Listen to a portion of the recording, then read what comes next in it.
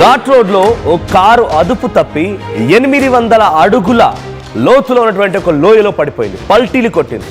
ఈ సంఘటనలో 6 కూడా స్పాట్లోనే మరణించారు. ఈ సంఘటన జరిగింది నాసిక్ దగ్గర.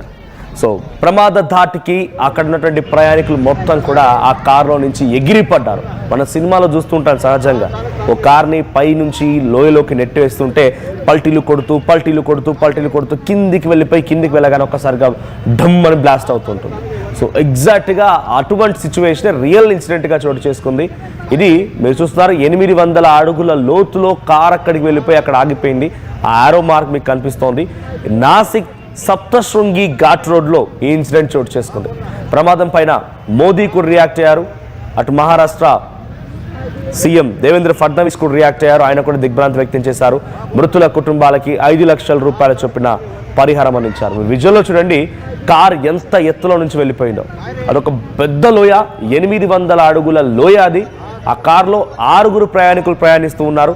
ఎప్పుడైతే కార్ అదుపు తప్పి లోయలోకి వెళ్ళడం మొదలుపెట్టిందో ఆ తర్వాత వెళ్తూ అలా కిందికి 800 అడుగుల లోతులోకి వెళ్ళిపోయింది.